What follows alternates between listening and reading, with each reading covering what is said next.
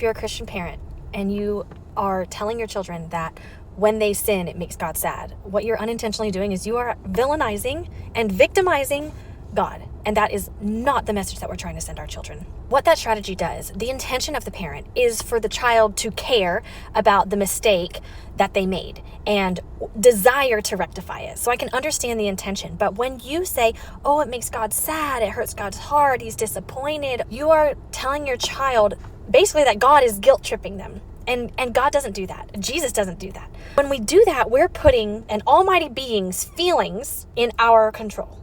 And that just simply is not the case, because we cannot believe that God is an almighty, omnipotent being, and yet our actions can just derail him, right? This is not saying that your kid has permission to do X, Y, or Z, especially once they have been made aware of this mistake, right? I heard a story the other day that a little kid, he's like 4, had woken up in the night and had just helped himself to the house, right? He got the switch out. He's just chilling, he's living his life. He's having a snack or whatever. And if you think about it, this kid has 3 other siblings. And so to wake up in the middle of the night and not have to compete for items or attention and just kind of have the house to yourself, it's probably really exciting. And the opportunities were endless for this kid, right? Thankfully, he was safe and he was closed in his home. But the parents woke up the next morning and were like, what? And when they confronted him about these things, he was like, yeah, I did. And they were wondering, why doesn't he feel bad about this? Well, number one, he's too young to understand that he did something wrong. And in my take, he didn't do anything wrong. I literally view these kids as problem solvers. They had space and opportunity and they came up with something. And I find that to be really encouraging. Now, do we want this child doing this all the time? No, but now we're on alert, right? Now as parents, we know, okay, we need a plan for this kid so that he can be successful in the night and uphold the home values or whatever the case may be.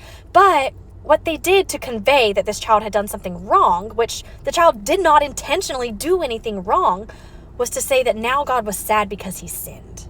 And what that does is that puts an unnecessary distance between child and God.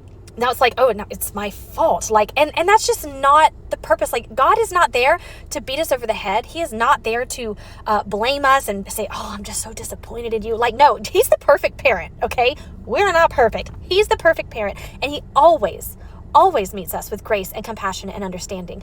And he teaches us how to do better, okay? But he's not dragging us through the mud trying to make us feel bad. That is just guilt tripping. And a lot of human parents will do that. Well, oh, you made mommy sad. No, they are not responsible for our feelings. And we are not responsible for God's feelings. He is well in control of his own feelings, okay?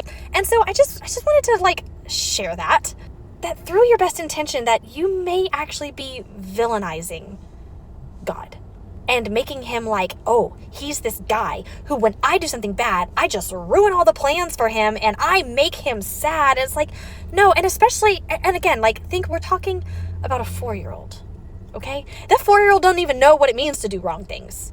They're literally just doing. And some Christians, may disagree with this. I'm a very progressive Christian. Sometimes I'm oh man, I'm so liberal, to fit into some of these Christian circles. But, if you're with me, you're with me. And I believe sin is something that is done intentionally, that you do something intentional that does not align with who you were meant to be.